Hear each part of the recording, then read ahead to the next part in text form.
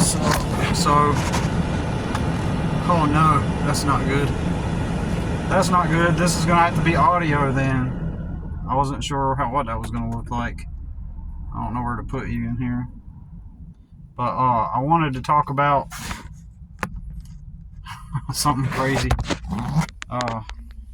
Maybe if I put it right here. I don't know. Jeez, pretty wild.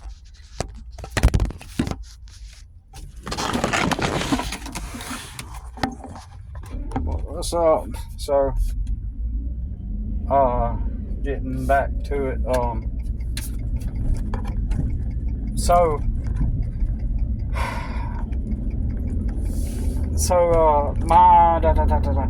I got a place to live, y'all. Potentially. I've been on here for years. I've been residing where I'm at now for 2 years. Can you believe it? I've endured that shit for 2 years. And so, I was explaining to someone I know that I'm going to get moved out of there. And first thing I'm going to do is,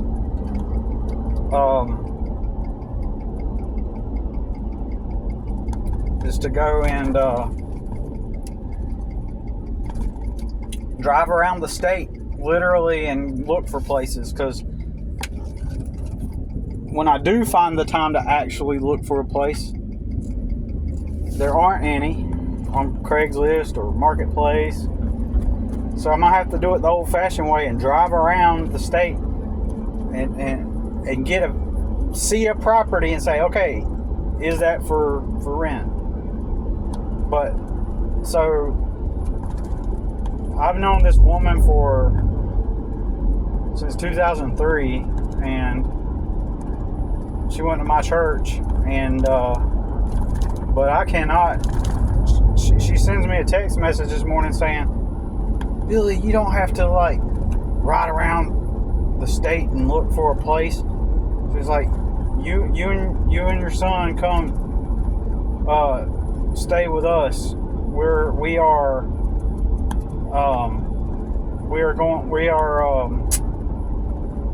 I gotta move some stuff into my storage, and we can make room. And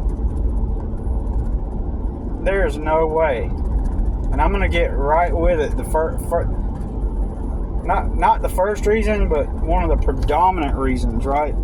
That ain't gonna happen, right? And that is, one time I went to her house, and her teenage daughter was there, and she was like maybe 17 or 19, somewhere around that age, I think. And her daughter is, I don't guess it's relevant. It really isn't. The race is not relevant, but I just want to make that clear. But I'm just stating it for visual. Her daughter's mixed. I guess that doesn't even matter, though. I don't. Yeah, that doesn't matter. I don't know why I'm thinking that, but like, oh, I know there are going to be people who be like, oh, that's because you're racist. Okay, whatever. I'm just, in my mind, I'm just visualizing the person. But anyways, so I went to her daughter's room, and I helped put like a bed frame together for her daughter. And I didn't say anything out of the line. I didn't say anything out of the ordinary. I was just talking like really objectively, nonchalantly, like this thing completely pertaining to the bed. I didn't crack no pun. I wasn't trying to be funny. Hey, once I get this together. No, nothing. Purely on topic. Putting the bed together.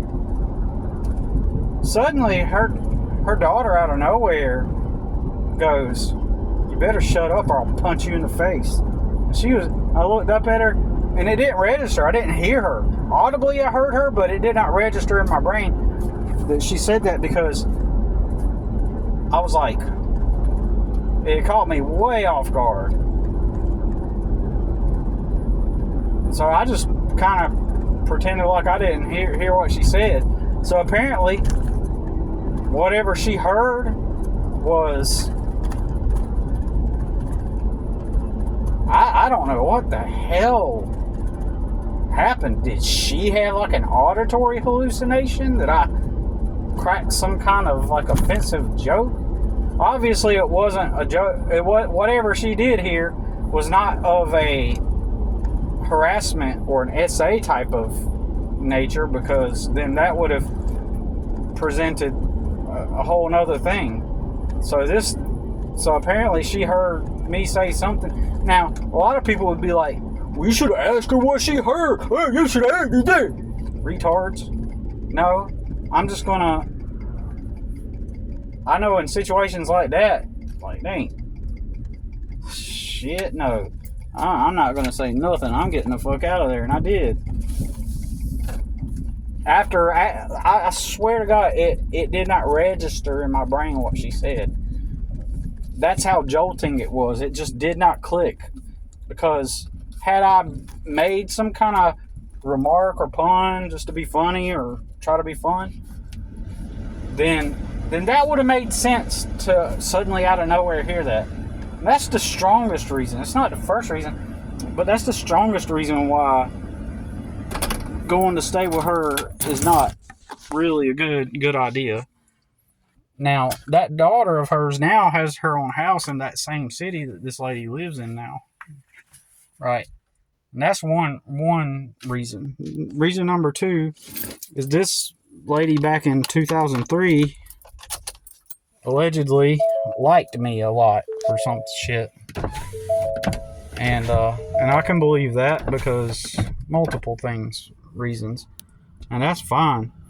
But another reason, but there's no way I can't even like her. When I first met her, she smoked cigarettes. Obviously. Right? And she would huff and puff them down. She'd be like, "Ugh, getting on my damn nerves. I need a cigarette." That's the way she would talk. And she has you could tell she's a female when she talks, but she has like this raspiness in her voice that's like, ugh. It's weird. And so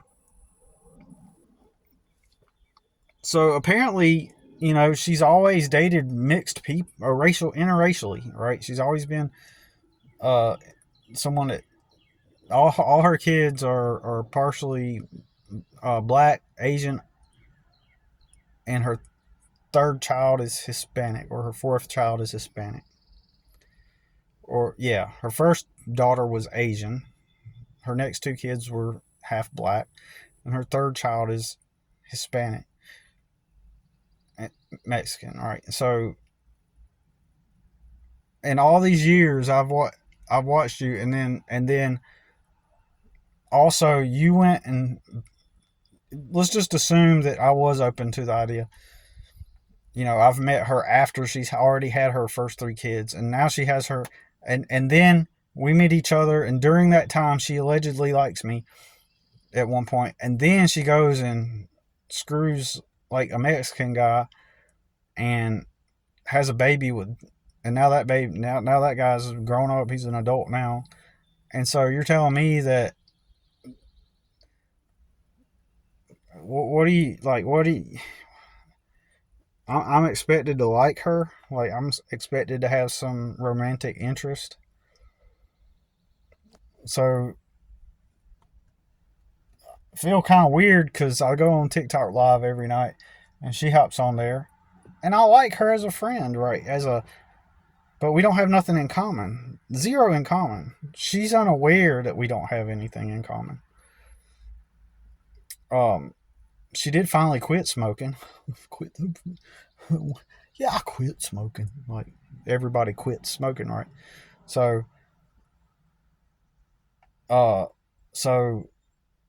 she's talking to me, and she's also, I used to tell her, you should start your own business. I used to say it all the time. She now has a business with tons of clients. She has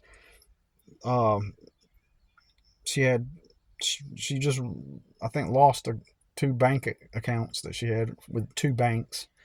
But she's got, residential. She's got some commercial. She's about to get a contract with her office complex, with her apartment complex, and then she has a quote to go do on a big warehouse. So she started the business after I kept pushing for her to do it. And I keep talking about it, and I'm pinging her. I'm saying, will she say it? Will she say it? Will she say anything? Now, do I think she's being like conceited or malevolent or trying to ignore the fact that I pushed her to start the business? She's not. She's actually, in my opinion, she's actually not doing it on purpose. Legitimately, she either forgot or she legit. I just think she's too unaware of reality to understand or to even know or remember that I used to always tell her to do that. And I told her why. I told her all the reasons why she should. And it's like it never happened. And again, she's not trying to be like malevolent or no, not that word, but more like prideful. But she has a full-time living doing her business. She has employees. She's got a business way down far into the state and some other county that her daughter operates a couple of accounts. So as ignorant as she as kind of, she's really ignorant, and I don't mean that to diss her. I'm using the word ignorant per its definition. She's ignorant to a lot of things in reality, but it's that ignorance. I keep telling everybody, even stupid people can start businesses. There are stupid people that start businesses, and then everybody else is clocked in. Oh, you shouldn't start a business. Oh, they're going to do this. It's going to be heavy on your taxes. Oh, it's risky. But here she is. She's built 2 businesses since then. She's built a business. She's built a cleaning business in 2 states now. But all the smart, intelligent employees are going to say, oh, well, here's the reasons why you don't want to start a business. See, it's kind of fucked up. So even stupid people, and I'm not going to go into it now, but I'm just saying. So, on my birthday last Wednesday, or this Wednesday, this week, she sends me a gift of $25 on Venmo for my birthday, and she keeps telling me, "You just come on down here, and I'm like, no, in my head I'm like, no, because I think part of her brain is convinced that she's kind of got me in this little some kind of dream space in her head where I'm this ideal guy, because I'm always the sane one. I'm the only sane dude in her life, and probably have always been, at least since 2003. And she sort of kind of keeps me in the background, so that she could hold on to the hope that, or not even the hope, but just the fantasy that someday that the guy that's actually got his shit together mentally and emotionally, so that so that's what happened if you come. Hold on.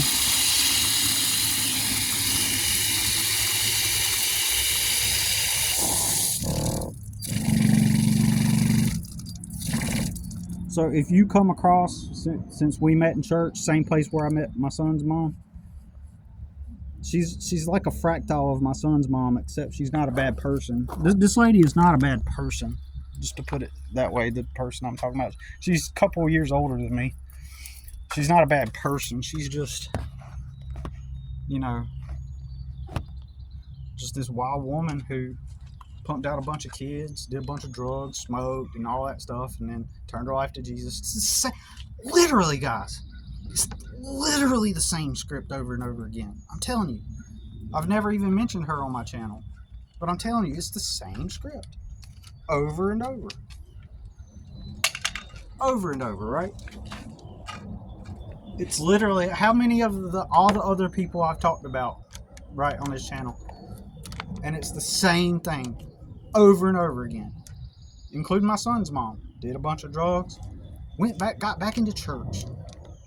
Time to go to Jesus, repent, go back to Jesus, quit the drugs, find the husband. It's the same thing. It's not even metaphysical. You know, in other words, I'm not even speaking metaphysically. I'm just talking about just basic human behavior, right? It's the same script. Talked about the guy I know who lives at his dad's house, did all the drugs, turned his life to Jesus. It's literally the same script over and over and over, right?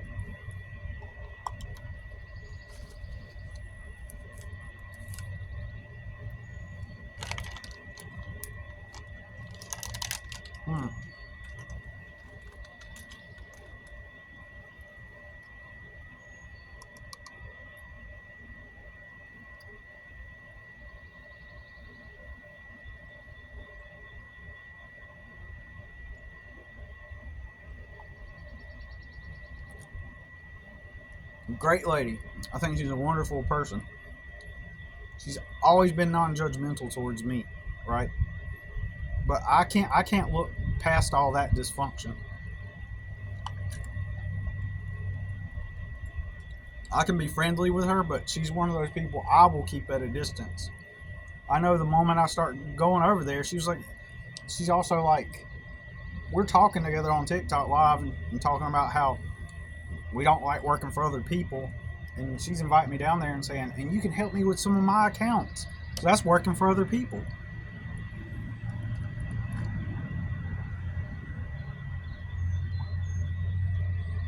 It's like, just because you have a business and we both have the same opinions about working for other people, and I'm this cool guy that's known to have work ethic, then I'm going to contribute to your business, right? Contribute to your growth. I'm in her space, in her realm. She has a son who, he's a cool guy. I like him. He's legitimately a cool guy. And you know, I try to keep my son away from weed. My son told me that when that guy was still a minor, probably 15 years old or something, and my famous brother, smoked weed with him when he was 15, and my sister, who was also a teenager, they all rolled a blunt together and smoked it, because that's what, you know, that's what people do. And it's pretty pathetic, really, that a grown-ass man would roll the blunt, you know, be like everybody else, conform, fit in.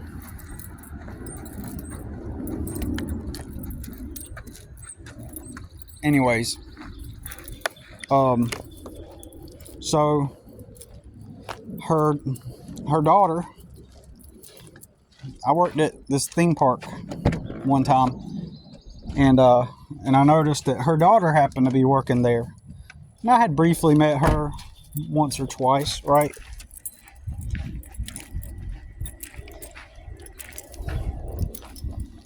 What's happening? Just left the church not long ago. Oh, okay. We raked the leaves out of there. Okay, I got the Did everything look okay as far as the weed eating? Yeah. Okay.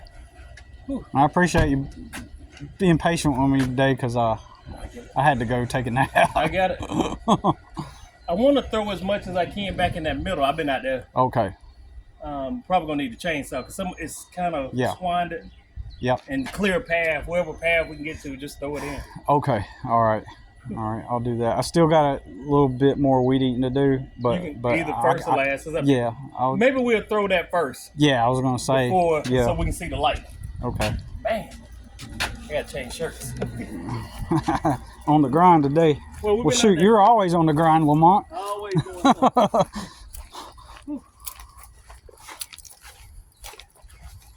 Yeah, I've been throwing it. Yeah.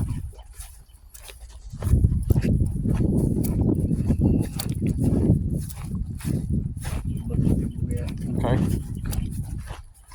Yeah, My church member said, "Hey, I saw you had a big fire out there. So you saw that?" yeah. Yeah, I rode by this morning and it was pretty hot. Yeah. I rolled out. Dang. I said, "You saw it?" Yeah. Yeah, he must have had to. Yeah. Shoot.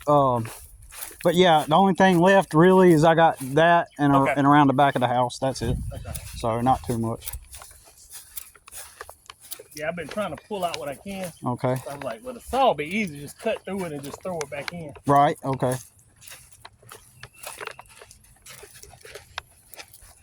Yeah, it burned down pretty good. Yeah.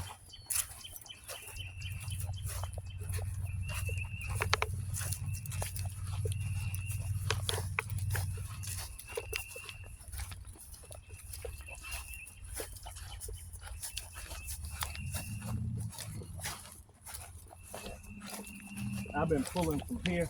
So I was like, well, if I can get to the middle, Right. and then the sides, you can see what I've been laying in. Yeah. But it's still burning right there. So what do you want to cut exactly with the chainsaw? I was like, so here's the problem I'm running into. Yeah.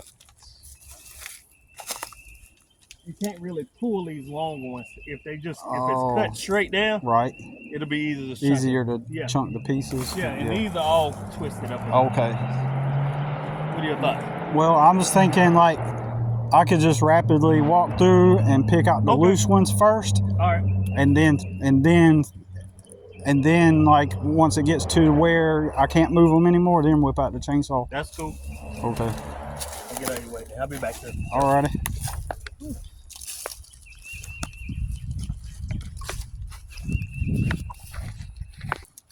So, yeah, I got some video clips of this fire. As you can see, this is the fire we did today. Pretty enormous. The biggest fire I've ever been in front of. Incredibly big.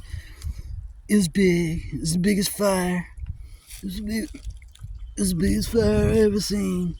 Bigger than any fire they've ever seen. Big fire.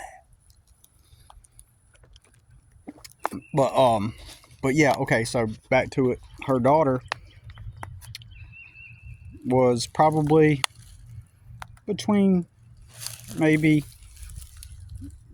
she was in her late teens, early 20s, I don't know, but she was a really pretty girl. She was mixed race. She was black and white. And I hate that I even mentioned race because I don't, it's just in my, again, you get, the smart people will get what I'm saying. Like, people just throw things out of, so anyways, anyways, it's the first time I had a real semi-conversation with her. You know, small talk. I seen her at the restaurant at the theme park. She was getting her some food there, and I was the same day. So I sat down with her and had some lunch. It's the first time I really ever even talked to her. And I just recognized her, and I started talking to her. And she was pretty, right? I emphasize that because she was a really pretty girl, right? Well, her name was Erica, and so sit down, talk with her, and you know, shortly after that, Erica, or her first daughter, the other one I was talking about, became lesbian, and Erica transformed and became Eric, and has facial hair now, and is now a dude. So and you got to understand, people from my background and environment, they're reactive. They're not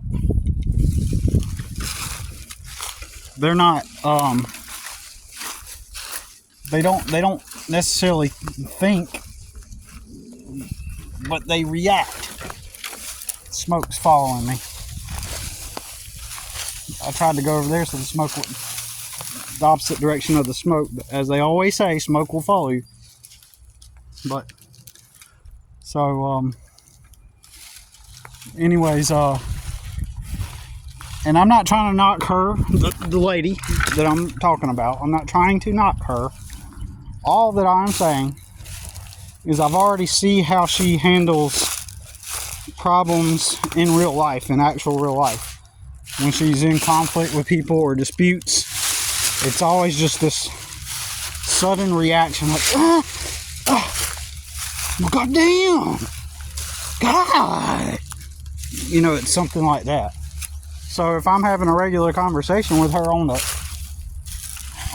phone or there's been a few times we hung out, and we even went to a club one time, an 80s club, and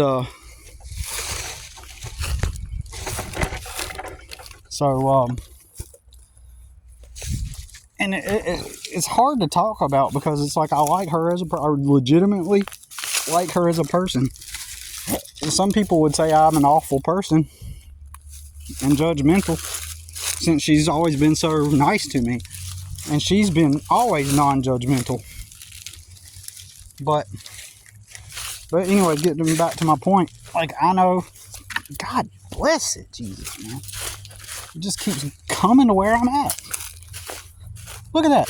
It's literally following me. It's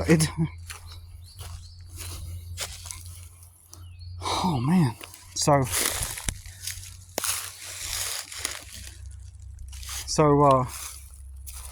anyways, so